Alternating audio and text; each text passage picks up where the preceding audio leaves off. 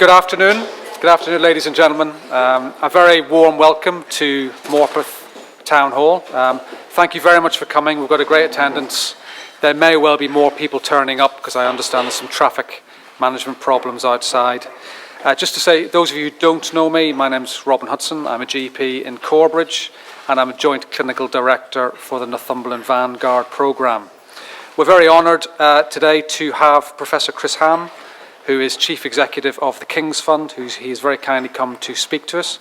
Thank you very much for coming all the way up to the north of Hadrian's Wall, Chris. We hope you have a good, warm welcome. The King's Fund, as you may well be aware, is a charity that helps to shape policy and practice in healthcare in the UK. And their vision is that the best possible care should be available to everybody. As many of you know, Northumberland has proposed the setting up of an accountable care organisation because we believe that's going to be the best way to manage health and social care for the future. Chris will shortly speak to us and he'll explain to us what an accountable care organisation is and also what are the potential implications for our patients and also for general practice. The second part of the afternoon, you will see after tea and coffee, we will be forming a workshop, and that will be an opportunity to discuss more fully how can we get the voice of general practice heard loud and clear. So there will be an opportunity after Chris speaks for there to be a question and answer session. So we will have a roving microphone. So for about half an hour, we'll be have a Q&A. And if you've got any further questions for Chris, I'm sure he'll be very happy to answer those. You'll also notice that we're videoing this session. The purpose is that our colleagues who cannot be here will have an opportunity to see what Chris says in the future. So without any further ado, I'd like to welcome again Professor Chris Ham to come and speak to us. Thank you, Chris.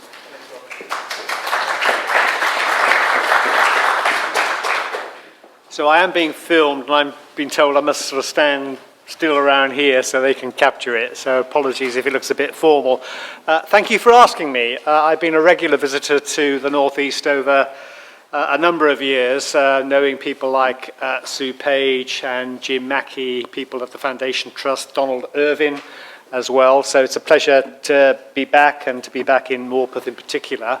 And just to put my own cards on the table, I do think ACOs or ACO type organisations and systems could play a really important part in the future of health and social care. But I'll say right at the end, and I'll say it now, they're not a panacea. We are facing really difficult and troubled times in general practice and in the rest of the health and care system, and we're trying to address the challenges with not enough resource, not enough staff, increasing demand and need from an ageing and a growing population, and therefore we have to try and do things differently with the resource and the staff we've got. And I don't think anybody I hear wants to argue for a system that is fundamentally fractured and fragmented, which is how it often feels at the moment. Surely the solution must lie in a system that is much more joined up, much more integrated, and I'll come on to talk about ACOs. They are a form of joined up integrated care, putting it very simply. But there's no guarantee an ACO, once you've created one in Northumberland, will deliver on the promise. I think a lot will hinge on how it's implemented and the leadership skills, the clinical commitment, the engagement of GPs and many others besides. So I'm coming with a positive message, but with all those caveats that are associated with it. And Alistair and I were speaking briefly earlier on today. Personally, I've been convinced of this for a very long time, and we at the King's Fund have been making the case for integrated joined up care in much of our work. For most of that time, it's felt like being a voice in the wilderness, and maybe in the last 3 or 4 years in particular, the argument is increasingly accepted, understood, and is being acted upon. The work we do at the King's Fund is across the whole of England. So I was in Salford on Tuesday, working with colleagues there who are also setting up at ACO, and we've been involved in many other areas doing similar things to you. I have to say, based on what I know and the opportunities I had this morning to speak with colleagues before this session, feels to me that you're probably as advanced as any other area in your plans. But there's a big difference, isn't there, between having the right plans and then implementing them and seeing the potential benefits come through. So I want to talk quite a lot about plans to implementation, how you can realise the potential benefits that are around. So that's the title. What does the evidence say about ACOs? And I know one of the things we want to pick up on is the voice of primary care and how that can be heard and acted on in the emerging ideas up here. So accountable care organisations, accountable care systems, accountable care partnerships. I was reading a slide set on the train up yesterday about ACEs, entities. Could go on. Everybody is discussing what you're talking about. And they are, as I've said already, just different ways of describing the same thing. How can we move from fragmented care to integrated care? So primary care and secondary care, health and social care, physical and mental health services working together rather than working separately. And you do have a head start because some of that's been going on up here, at least in part, for some time through Northumbria Healthcare FT, involving social care as well as healthcare. Not complete integration, but let me tell you, much more complete than I see in almost any other part of England. So if you think you've got problems, imagine what it must be like in some of the other places. So there is the promise, but there's a challenge. And what I want to do is then address the questions I've listed there. This very simple figure expresses what we think is a way of representing some of the trends and the ambitions that are being pursued. So you could think about the spectrum around individuals and populations on the vertical axis and care services and health improvement on the horizontal axis.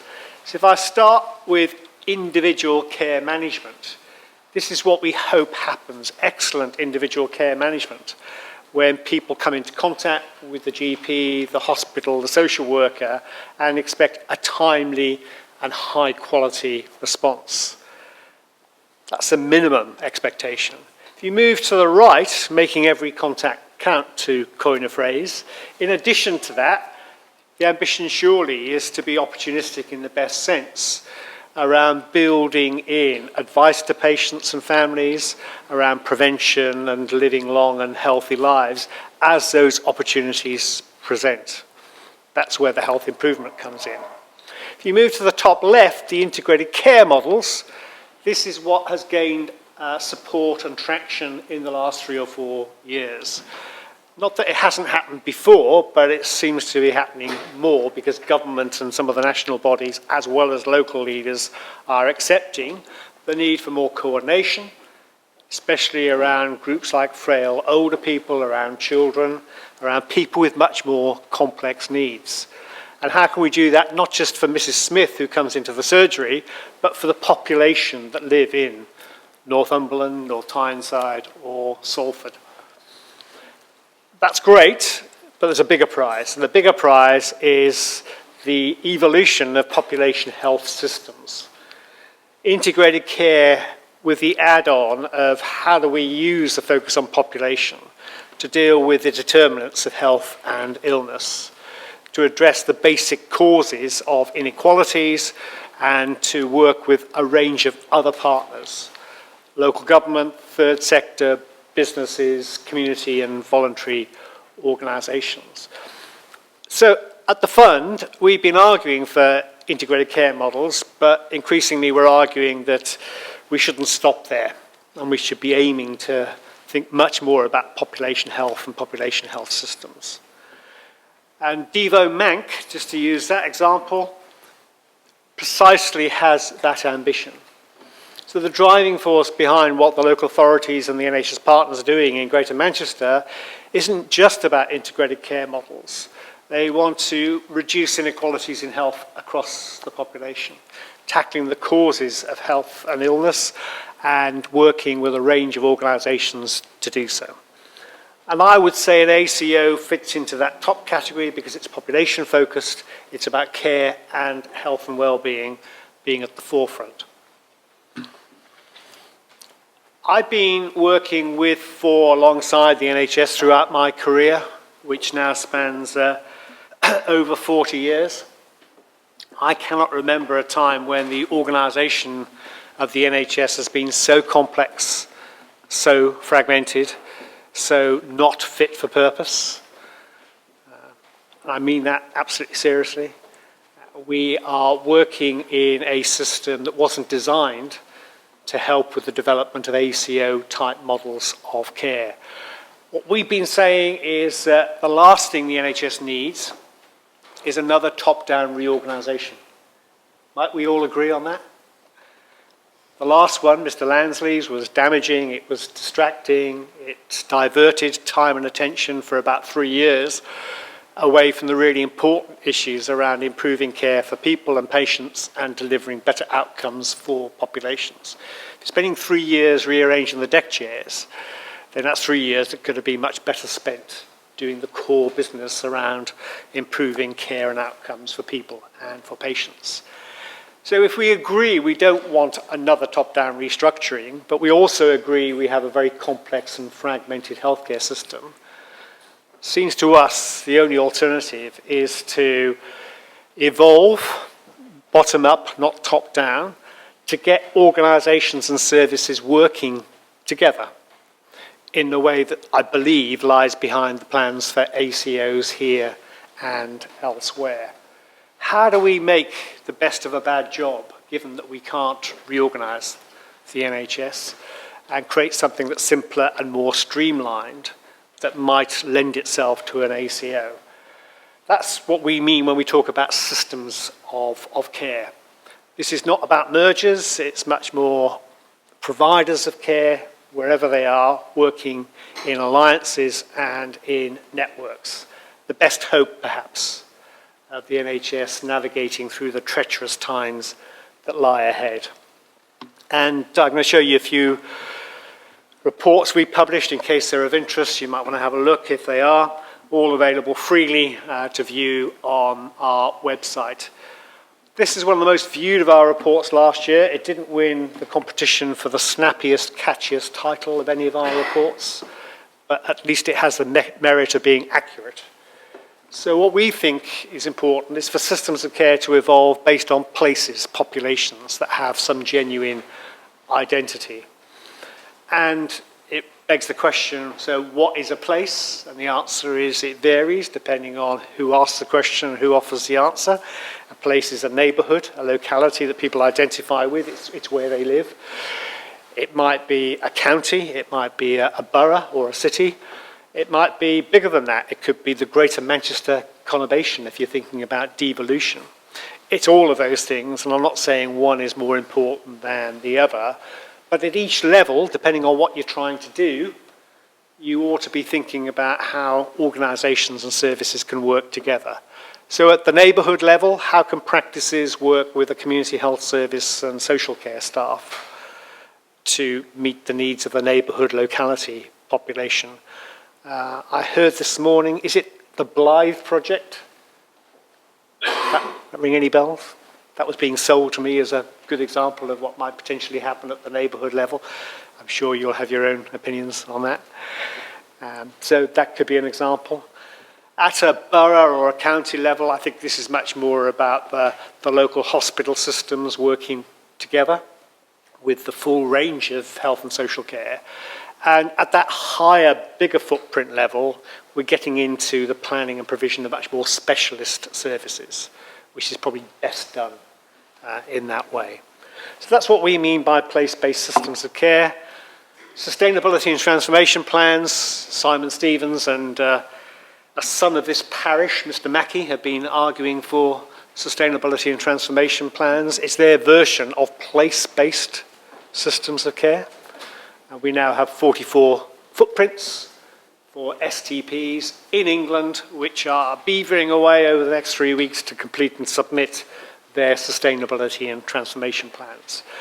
And I think all hell will let loose when they're finished and published, because they have some very radical ideas for changing and improving services. But this is at the much bigger footprint level, not for Northumberland, but beyond that to encompass other areas.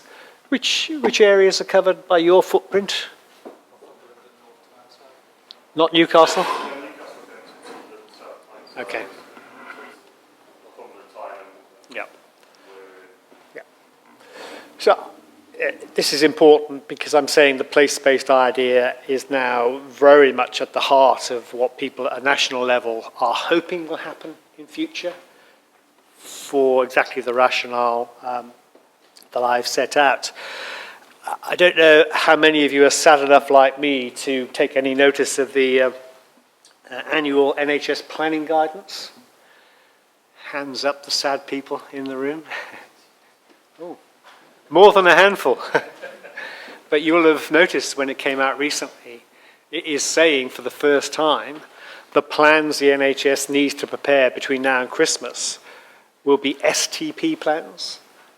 They will not be organisational plans as they have been previously. That is a seismic shift compared with where we have come from. The problem is the STPs are sort of virtual at the moment. They're not real. So if STPs are here to stay, they're going to have to do a lot to build up their own leadership and their skills and their capability to take the plans into implementation to really make a difference for people and for populations. And then let me link the ACOs with the new care models. You are part of that. Your vanguard in Northumberland is one of the PACS, the Primary and Acute Care System vanguards. Not surprisingly, most of the advanced ones, Somerset, Isle of Wight, Morecambe Bay, I'll talk about these in a bit more detail, as well as Northumberland, have come through being one of the new care model vanguards. And many of them build on a prior history of joint working and integrated care, so they have a head start with other parts of the country. Most of these models have been led by providers, particularly acute hospitals. Some have been led by commissioners. We've also got the MCPs, the multi-specialty community provider vanguards. They're very much the same, in my view, as the primary and acute care systems. The essential difference is the PACS are generally led from a hospital base and the MCPs are generally led from a primary care base. You've got places like Modality in Birmingham, Principia in Nottingham.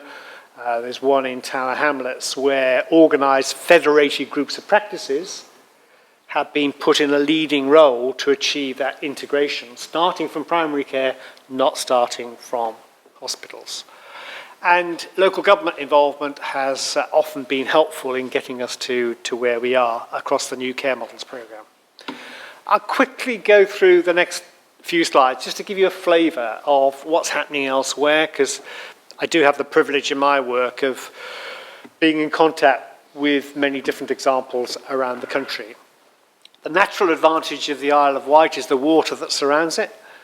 They have to work in partnership or they'll fight each other to the death, as it were.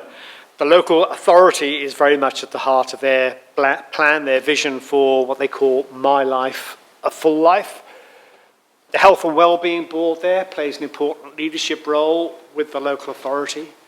They have a joint commissioning board, they have a joint board of their providers. They have the distinct advantage of one CCG, one NHS provider, one council. Kind of helps, doesn't it, to have a simple set of organisations like that. They've learnt from some of the work we've done further afield. So the Canterbury Health Board in New Zealand, we've written a report on, where they talk about the Canterbury Health and Care System as having one system and one budget, which is an absolute fiction. It doesn't have one budget and it certainly isn't one system.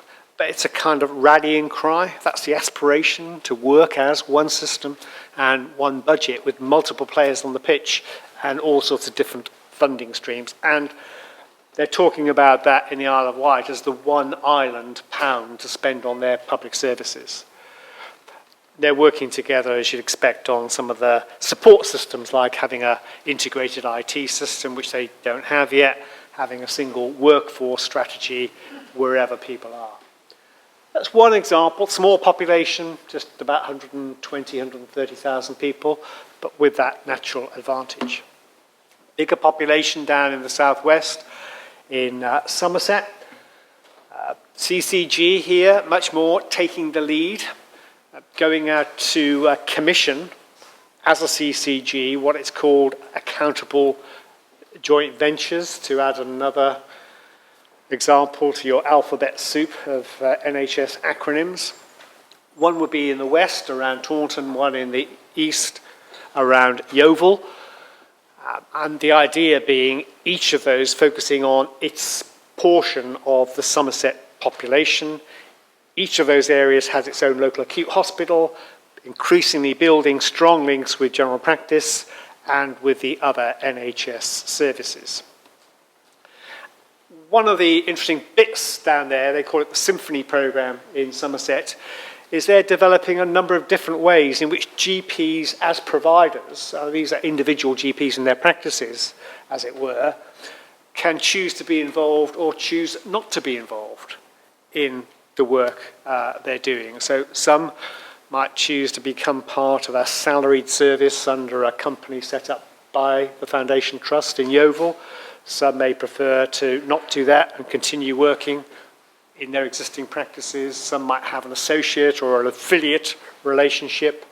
And some might choose to move from one to the other as they gain confidence in how these arrangements are beginning to evolve.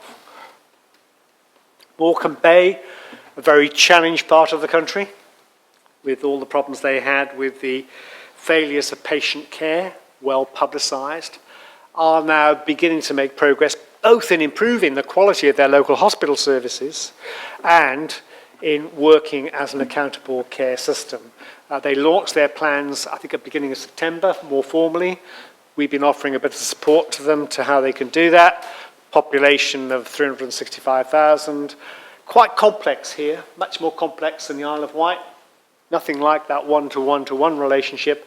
3 or 4 acute trusts, big mental health trust, 2 or 3 local authorities, a couple of CCGs, so much more challenging to corral that number of organisations behind the common vision of the Bay Health Partners, I think they're calling it. Reminds me of an old pop group, but much better than the old pop group.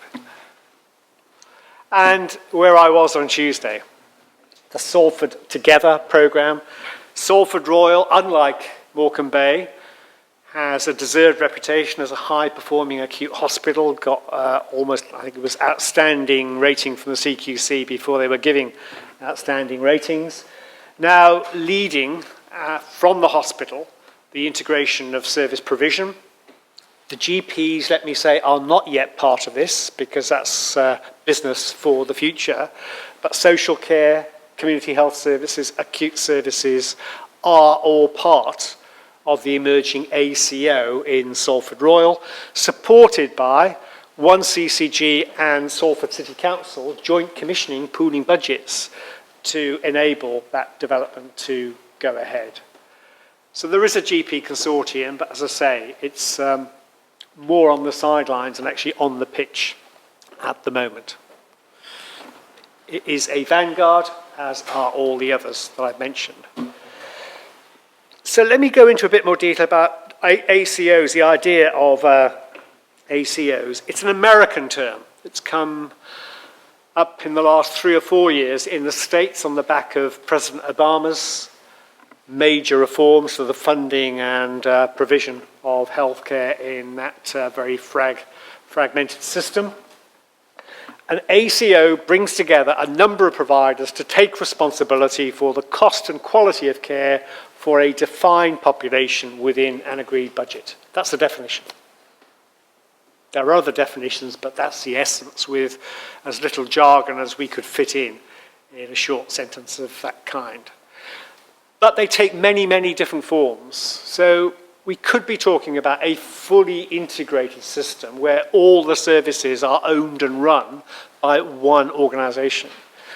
But that will be unusual. Most of these ACOs are much looser alliances and networks of separate organizations which choose to come together to collaborate in a provider partnership. ACOs, that term is only about 3 or 4 years old, but there are much longer established systems like Kaiser Permanente, which I've visited and studied on several occasions, which are forerunners of ACOs and which essentially have the same characteristic.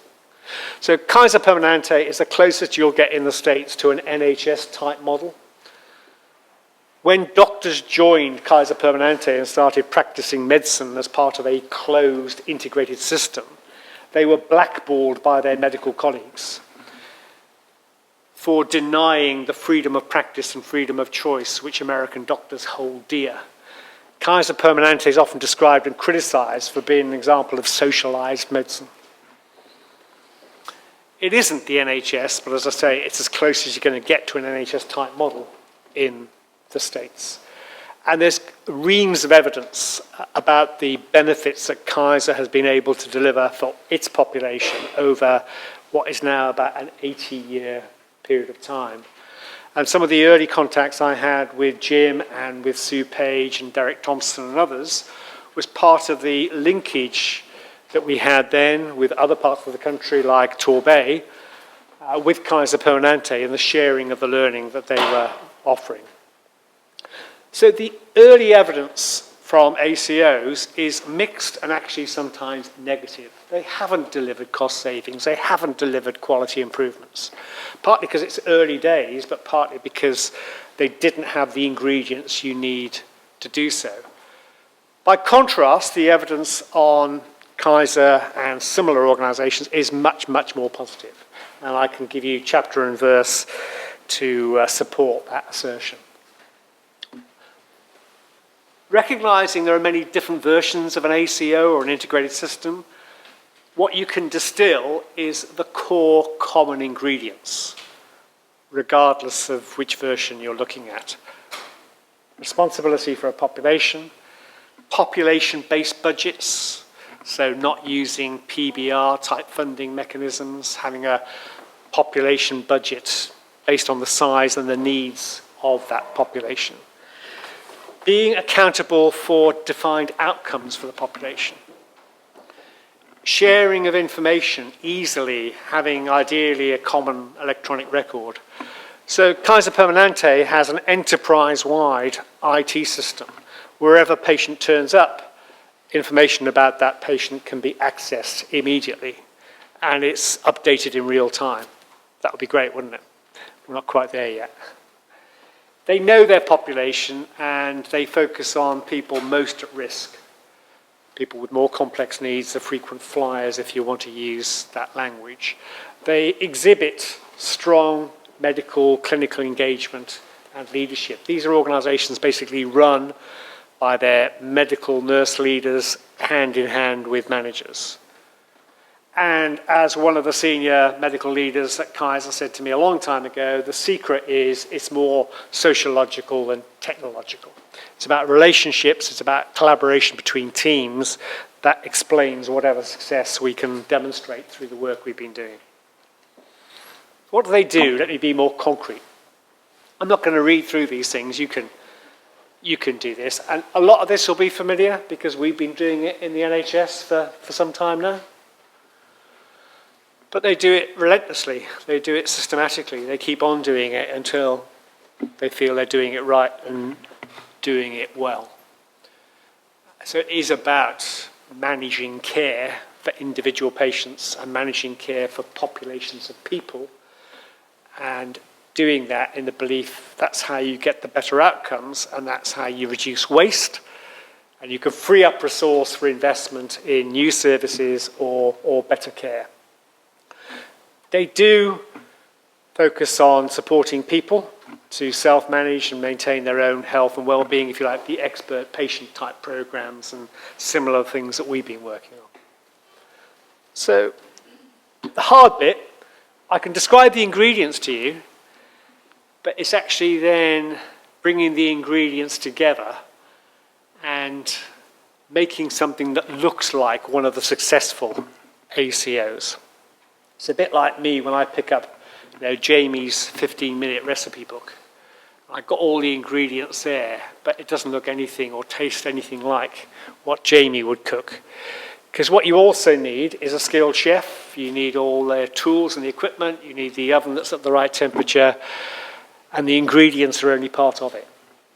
So the obvious implication for ACOs, it's about the people in the organisation, the skills they have. The things I mentioned here.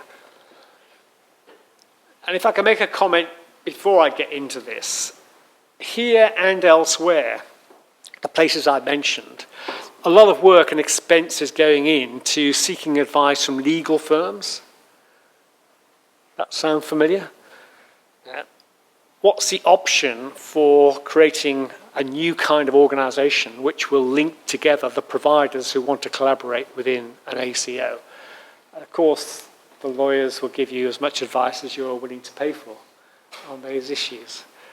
And that's important, but it's no substitute for the critical underpinning of the relationships between the clinicians in the different organisations and the leaders of those organisations. Do they trust each other? Are they willing to collaborate? Are they willing to give up some of their sovereignty and independence for the greater good of the population they're trying to serve?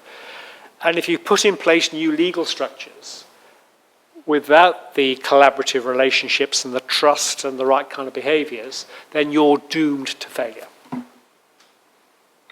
Simple as that. You need to put those legal structures in place, but without all the other stuff, it's not going to work. National bodies, NHS England, NHS Improvement, sometimes can get in the way. They make conflicting demands of CCGs and trusts and GPs. Make sure you support integrated care, but by the way, achieve your financial targets and achieve your performance targets or else. And sometimes you can't do both. You have to make a choice. So this is a challenge, I'd say, both for clinical leaders and for organisational leaders, because at a local level, only they can break down the silos, and that depends on having the will and the urgency to do so. The Canterbury vision, I mentioned already, is a very powerful one, even if it's a fictional one. The ambition to think of working as one system and one budget. And we were asked to do a study and evaluation of their experience. It's another successful example. This is the part of New Zealand that's being badly affected by earthquakes at different times. They started their quest to integrate health and social care ahead of the earthquakes. They'd made some progress, which stood them in good stead when the earthquake damaged the hospital and took bed capacity out, because what they'd done is to invest in the out-of-hospital services, in general practice, in the admission avoidance teams, in the early supported discharge teams, in health and social care, working together in multidisciplinary teams in localities, many of the things that you've been working on that are common currency across the NHS. So they were able to survive a major shock, literally a shock of that kind. They started on this journey because with their ageing and growing population, they realised that with increasing use and demand of hospital beds, they would need to build a second hospital. It's a population of 500,000 on the South Island of New Zealand. Another hospital, and they couldn't afford to do that. So they were motivated to stem rising demand for and use of hospital services by providing these out-of-hospital services, investing in general practice, among other things. That has enabled them to succeed in that objective. This is not a perfect system, but it has made some progress in a very different jurisdiction. So the voice of primary care, I know we'll be discussing this during the course of the afternoon. Has anybody been to Canterbury? No? Anybody heard people in Canterbury speak about what they do? Yeah.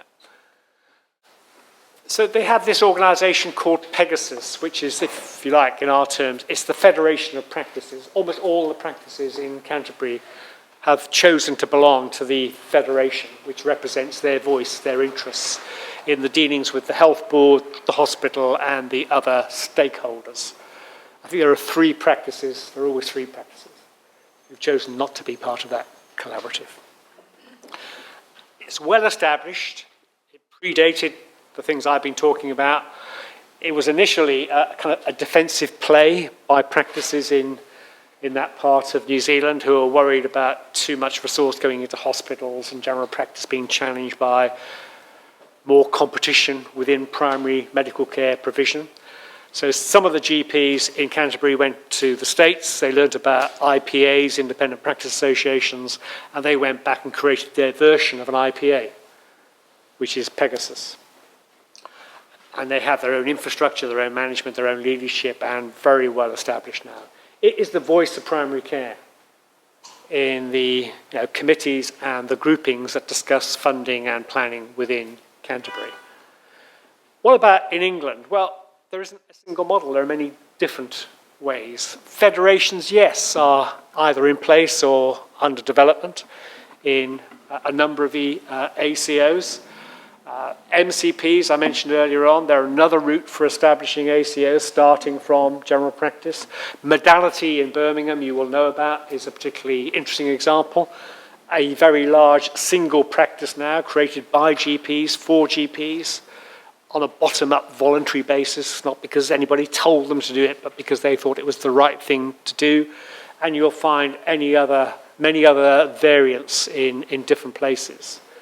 But I would emphasize this is one of the challenges, not just for you, but for others too. Given the very dispersed, distributed nature of general practice, finding the ability to come together and to speak with a single voice, if that's possible, alongside the other organisations who are involved.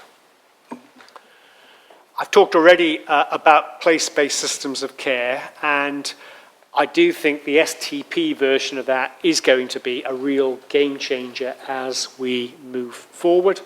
It's running directly in contradiction to the intentions that Mr. Lansley had when he drafted the legislation, the 2012 Health and Social Care Act, because STPs are all about collaboration, not about competition. And if you permit me, I'd just like to show you the next two slides, because when we wrote our paper about place-based systems of care, we didn't say, here's the blueprint. We said, these place-based systems have to be designed and implemented place by place. What works in Newcastle won't work in Northumbria, won't work in Salford, and so on.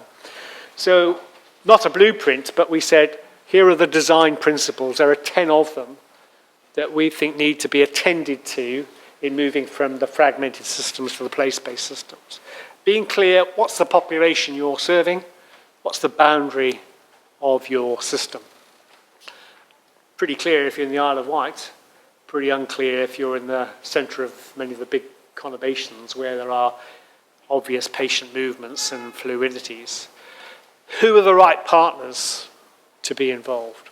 I think you know the answer to that here from the discussions I've been having. Again, it may not be as obvious elsewhere. Number 3 is really important. Having a shared purpose, a shared vision that you've agreed as to... So you're building a vehicle called an ACO with what purpose in mind? Where do you want to drive to? Where do you want to be in 5 or 10 years' time as the Northumberland ACO? How will things be better as a result of this? If you can't answer that question, then you've got some work to do. Then it is putting in place the governance structure.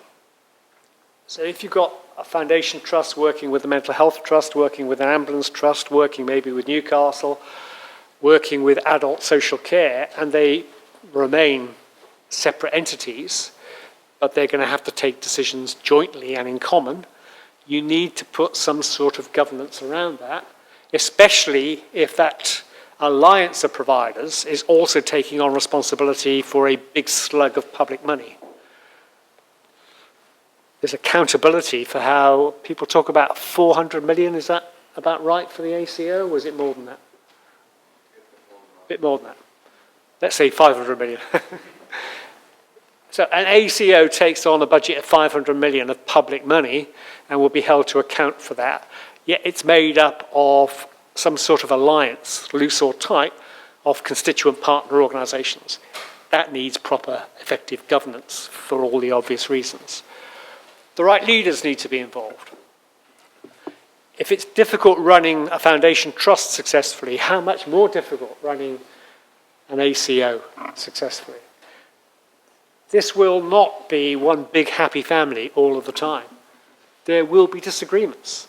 How are you going to divvy up the £500 million between mental health and other partners in the system? And if there is disagreement, how are conflicts going to be resolved to avoid everything falling apart? This is really important, I think. You should plan for conflict, expect conflict. Conflict isn't bad, it's healthy as long as you can resolve it and work with it in the right way. You have to have a sustainable financial model and how the resources will flow. So in the case of the Northumberland ACO, I understand that Northumbria Healthcare Foundation Trust will hold the budget and coordinate the contributions of the other providers, but there'll have to be agreement on how to divvy up that money. And how do you deal with, I used to call it risk sharing and gain sharing. I only talk about risk sharing now because there's not much gain to share around in the constrained NHS. If an acute hospital treats more patients than planned because the patients keep turning up, so what's the alternative? And it expects to get paid for treating more patients, and why wouldn't you? You're doing more work, so money at least should follow patients. We're spending the pounds there. We can't also spend that money in mental health or general practice or underinvested community services. The whole principle of an ACO is a single budget to cover the whole of the population's health needs. You spend it once, you can't spend it twice. So the provider partners need to have a prior understanding of how they're going to deal with overperformance in one part of the system and avoid disadvantaging the priority services in the other part of the system. You need to have a dedicated team of people. You need to recognise there'll be systems within the bigger system, the localities and the neighbourhoods. And one thing we've been asked to advise on for the ACO is what might be the measures, the outcomes, through which the commissioners would hold the ACO to account. I'm not talking here about QOF-type, very micro-specific outcomes. I'm talking about population outcomes around improving health, reducing inequalities, improving patient and user experience. And the meeting I came from earlier on this afternoon was precisely about that. So these are not trivial issues. If you work on the design principles, it's going to take time, effort, and hard work to get to where you need to be. Then this has big implications for commissioning, because the future is not commissioning as we've known it up until now. And we said this a year ago, and I think this is happening already in many places. There does need to be a separation between the ACO providers and those who are funding the ACO. Let's call them the commissioners. They're funders and planners, I think, rather than commissioners. But that requires a much more, in our view, strategic approach, not the kind of micromanagement that we've seen in many CCGs. Agreeing the budget, agreeing the outcomes, letting a 10 to 15-year contract, holding the ACO to account for delivery of those population-based outcomes, giving the ACO a good deal of freedom to decide how to use the money and how to meet the expectations of the commissioners. And usually that will require CCGs to work together with other CCGs and with local government, which is a commissioner of social care and children's services and public health services too. So strategic commissioning will be integrated as well as often over much bigger footprints, but it will feel, quite rightly, very different from the kind of commissioning we have today. Last few slides. I started by saying it's the right thing to do. I will end by saying it's the right thing to do. It's not easy. I was with a group of colleagues the other day who are all involved in producing an STP in one area of London. We were reflecting at the end of a 2-day session how things had gone, and I said, this is not easy. It's like swimming against the tide. And I stopped myself and I said, no, it's much more difficult than swimming against the tide. It's much more like synchronized swimming against a riptide. Seriously, I think it's the best metaphor I've been able to find for what it's like to work in a system that wasn't designed for system working, new care models and STPs. The technical challenge, much more important, getting the relationships and the trust and the behaviours between clinicians and managers. I'm repeating myself because I really, really want to emphasise that point. One of my colleagues at the King's Fund is a psychologist by training, and he tells me there's good evidence. If you want to build collaborative relationships, whether this is your marriage, your family, or an ACO in Northumberland, these are the 5 golden rules. You need frequent personal contact to build understanding and trust of each other. If you only come together in a provider partnership once a month or once a quarter, you're doomed to fail. You need to be looking in each other's eyes over the dinner table or over the committee table, whichever of these appropriate relationships you want to think about, in a loving, purposeful way. This can't be a one-night stand. There's got to be a sense in which we're all in this together for the longer term. It's worth making that commitment to frequent personal contact, for me getting to know you. So when we walk out of the room, do I really trust you? Can we work together on these issues? Do I believe what you say, or are you just saying it and then you'll go off and do something else? Do we have shared purpose? I've talked about that already. Are we able to honestly and constructively surface and resolve conflicts rather than just letting them fester? Because if they fester, they're just going to get worse, aren't they? We know that, whether it's our personal life or our professional life. So the ability to welcome and acknowledge conflicts and find a way of dealing with them and still being able to work together. And the last point I think is really important. It can't all be about having a relationship where I'm thinking, what's in this for me or for my organisation? It's about having a relationship where we have a conversation. So how can I help you, Robin? How can you help me? How can you help me to achieve our shared purpose and our shared goals? If it's all based on selfish behaviour, then we're not going to get there. So try these out at home. Try these out in the office. Try these out as you develop your ACO, because they're simple, they're obvious, but often in my experience we ignore the simple and the obvious. I'm going to show you last couple of slides with some papers and references to add to the reading list. Nick Timmins, one of my colleagues, interviewed 12 people in different roles in the NHS, local government, central government, who we had identified as being system leaders, not because they were called system leaders, but because they're performing roles which exemplify what it means to work across organisational and service boundaries. And the subtitle comes from one of those that Nick interviewed. If you're going to be effective in these ACO type arrangements, you've got to be comfortable with chaos. You're not at the top of a neat, orderly hierarchy where you can, in some sense, control what people are doing on your behalf.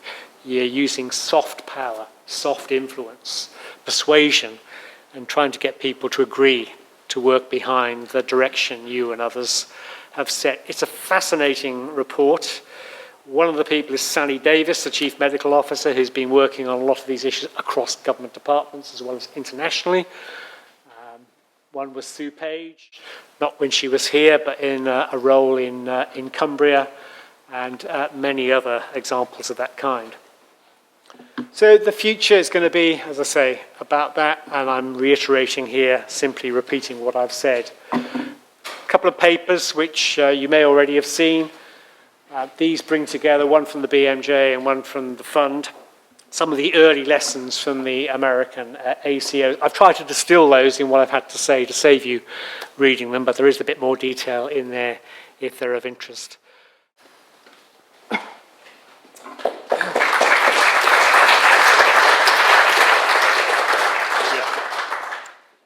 you very much, Chris. Very wide-ranging, very practical as well, and I'm sure some of the delegates here have some questions they might want to ask.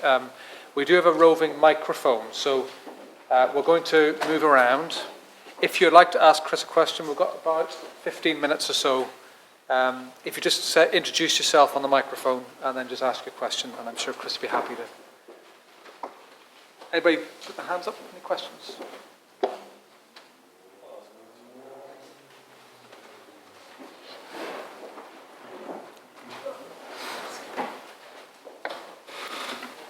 Thanks. Hi, I'm Ben Frankel. I'm just a GP in Hexham in Northumberland.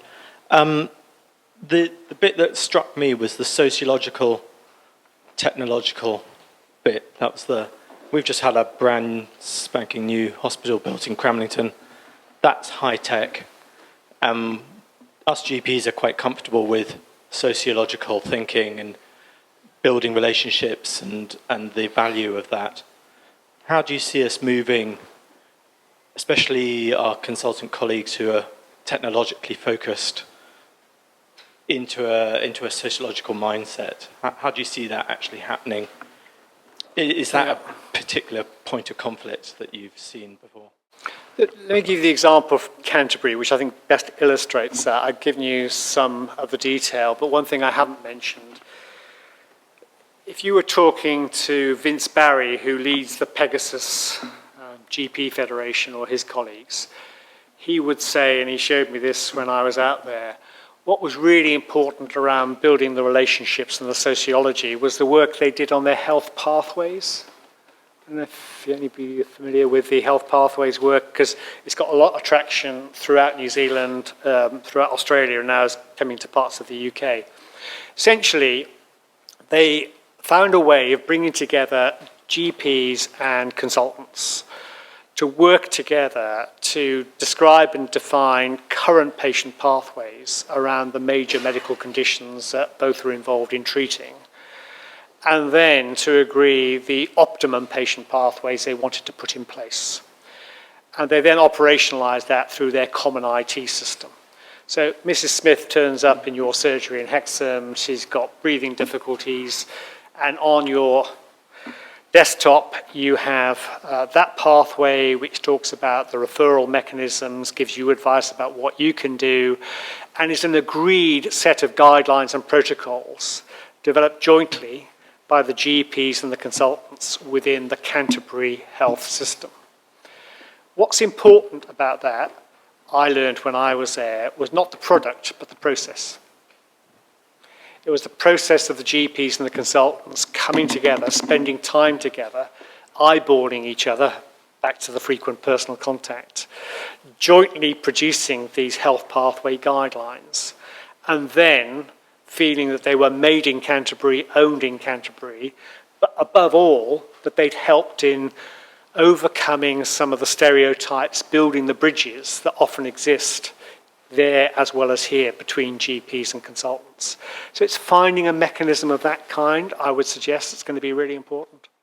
Hi, I'm Mike Harrison, another GP in Bedlington this time. But just following on from that, there's nothing stopping us doing that now. And in fact, we've tried over years. I've been a GP for over 20 years. And we've always looked at developing patient pathways. Why do you think the ACO will achieve that when that hasn't been achieved in over 20 years up to now? What's the difference? So a couple of points on that. One is, the reason that example is important is if an ACO is an example of integrated care, all the evidence is the benefits of integrated care do not come from organisations coming together. They come from clinical teams coming together. The benefits of integrated care come through clinical and service integration first and foremost, rather than organisational integration. So if the ACO here stops in creating a new legal entity to take on a budget to deliver the outcomes prescribed by the commissioners, and existing clinical relationships remain as they are, the game isn't worth the candle. It's got to be the start of the process rather than the end of the process. So I would see it as an opportunity to start that process, to get much deeper into the things that could have been done and still can be done without all the organisational change happening at a higher level. But it is important at a higher level because you need a way of overcoming the perverse incentives that, for example, payment by results generates to do much more hospital activity which then preempts investment in all of the other services. Okay, so that leads on to another question, is why would the acute trust, who benefit greatly from payment by results, why would they want to enter an ACO? What's in it for them? Well, you should ask them that. I can't speak on their behalf. I can only tell you what I've understood from talking to some From of their your people. experience of talking to acute providers who have become or entered into ACOs, what did they say? What were their reasons for joining an ACO? So it's partly they're starting to think altruistically. They recognise the writing is on the wall. The prospect is the NHS will have 3, 4, 5 more years of austerity, when if things are tough now, how much more difficult will they be at the end of that process? And there's a choice to be made. You know, you can have a war of all against all, as Thomas Hobbes wrote in the 17th century, or you can say there's a better way. We're all in this together. We only have a single pound to spend on the population of Northumbria. And if we can sit down and find common cause around that and the trust and the relationships, we'll do better for our population than if we just look after our own organisational self-interest. You may say I'm being idealistic, but I do see genuinely a big shift on the part of the leaders of our foundation trusts and our acute hospitals to think very much in that way. Hi, I'm Director of Long-Term Conditions in the CCG, and I think Mike's right that we have been doing a lot of pathway work. I think one of the things we need to do moving forward into ACO is make sure that the constructs are in place so that we can do more of that type of work. At the moment, there's endless frustrations about how we get primary care engaged in that kind of work. We've got some things that we need to overcome in Northumberland. Geography. It's hard to get people along to meetings and engaged and seeing each other and speaking to each other. The perverse incentives in primary care to sit tight in your practice and get on with the day job rather than taking time out for the greater good. I think some of these issues, we need to make sure that the ACO is right for us to be able to deliver some of that, which is why these kind of conversations are so important. Annie Topping, Director of Nursing Quality and Patient Safety at the CCG. I guess my question is, a lot of the talk right now, generally ACO, clinical leadership, GPs, consultants working together, pathway. How do you see nurses and indeed other allied health professionals play into the game now? Do we have a role to play, or do we just follow when that happens? No, absolutely. This isn't just about doctors. I've tried to talk about clinical leadership as well as medical leadership. So let me give you a different example. One of the most interesting bits of work we've done at the fund in the last couple of years is a report we published 2 years ago now, I think, about specialists and their teams who increasingly are working across hospital and the community. And I understand you have some examples in Northumbria of that. So we found 6 examples back in 2013-14. Geriatricians in Leeds, paediatricians in West London, diabetologists down in Hampshire, dermatology, rheumatology, and one other ology I can't remember. And by definition, this at the time was still relatively unusual. These are deviants. You know, the definition of an innovator in the early stage of change is a deviant, positive deviants. And it wasn't just the consultants who were doing it, they were doing it with their full teams.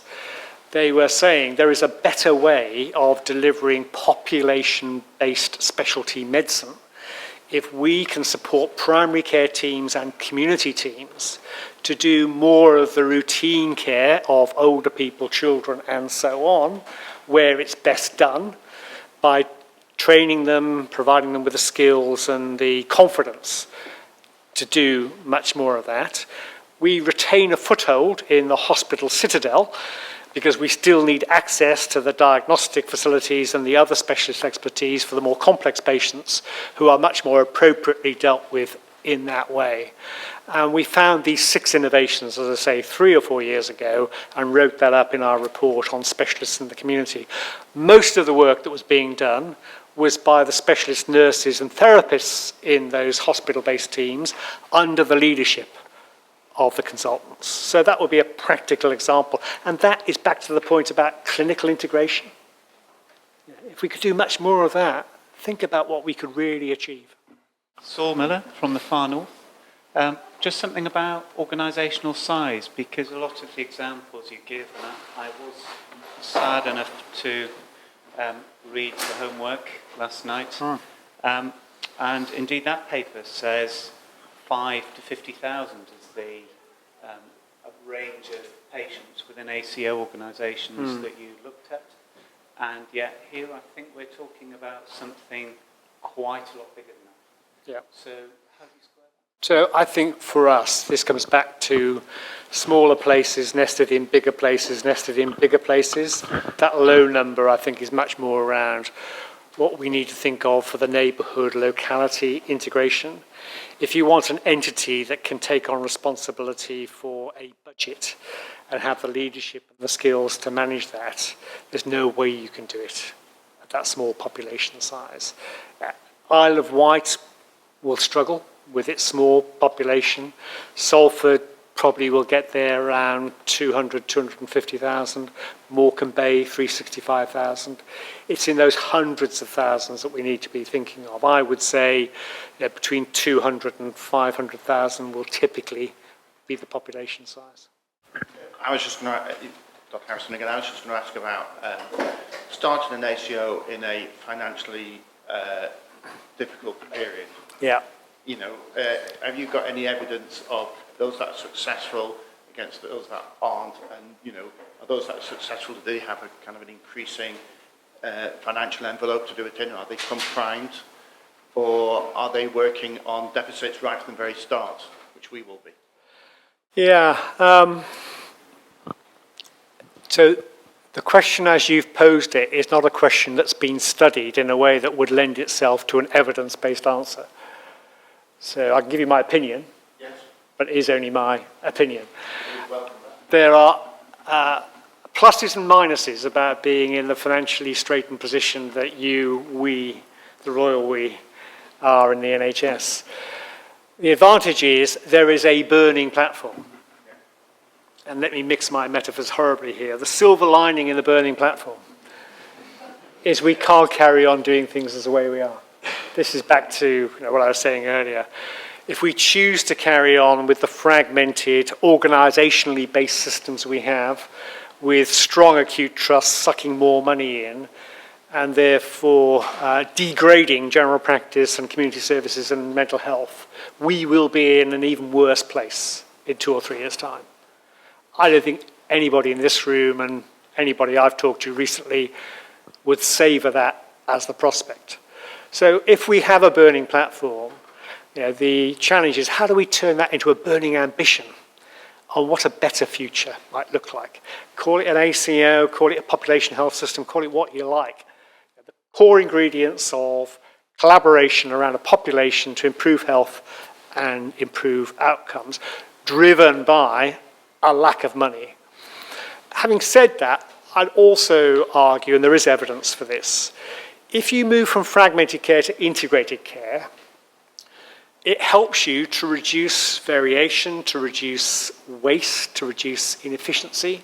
To be concrete, it helps you to reduce the number of people in the local hospitals who are clinically ready to go home, but we can't get them home because we don't have the investment in social care, community, general practice, and so on. Every day that patient is in a hospital bed is a waste of public resources. It could be much better spent if we were able to invest those resources in the community-based alternatives. There are many similar examples. So there's good evidence from Canterbury and elsewhere that you can use the Canterbury pound better if you integrate by eliminating or reducing that waste and freeing up resources for reinvestment in other parts of the system. But you can't say there is evidence that you can manage a declining budget and still maintain standards of care because there are no studied examples of integrated care organisations that have achieved that. But the big problem is chicken and egg, isn't it? Until you have the money to invest in your primary care, you can't get them out of hospital. Right. You can't get them out of hospital. If you can't get them out of hospital, you're not going to save the money. Sure. So you've got a chicken and egg. You do have a chicken and egg. And the theory was, with the extra money coming into the NHS, that would be partly used for sustainability of existing services, and now that means dealing with deficits in some parts of the system. But a big chunk of it was supposed to be set aside for transformation, pump priming some of these new models of care to give us the confidence the out-of-hospital services are in place if we're going to reduce our reliance on hospitals. The problem is, with acute hospitals, I mean, you're lucky to have if I can put it this way, a foundation trust that runs the acute hospitals that, as I understand it, is still in surplus. Because everywhere around the country, that is not the case. So, look, there's about £2 billion extra money this year for the NHS in England. Virtually all of that is going into reducing acute hospital deficits. Because virtually every acute hospital in the country is in deficit. If you're running Bart's Health at the moment, your deficit last year was £120 million. And that's the biggest, but there are some that get pretty close to that. So your point's absolutely right. The sad fact is, until those deficits are being eliminated, not this year, it's not going to happen, maybe next year, it's going to be really difficult to find that pump priming money, which we absolutely need for the purpose that you've described. Simon Stevens and Jeremy Hunt are not going to find that money for us. We've got to find that money by working better, and working better means working more collaboratively. I'm Stephen Hayward, I'm a GP in Prudhoe. From your experience with these and study, how long does it take to get from conversations at this level to having something running? What do you mean having something running? What are you alluding to? Well, I assume that you don't actually get the whole system running all at once, that you perhaps, I mean, maybe this is wrong, perhaps you get part of it working. I'm conscious that we have a shotgun before us to some degree. So we've just done some work on what you're doing, Salford and the other places I mentioned. Our view is it takes probably 2 or 3 years to lay the firm foundations, if you're starting with the history of collaborative working that you definitely have here, before you're likely to see measurable results, which could be better financial performance, it could be better patient care, it could be more investment in general practice, whatever your local priority is. Once you get beyond that, let's say 3-year period, you would expect to see accelerating progress building on the foundation stones. But nobody should expect there to be instant results, because the world doesn't work like that. I'd just like to thank Chris and everybody, and just let me give you a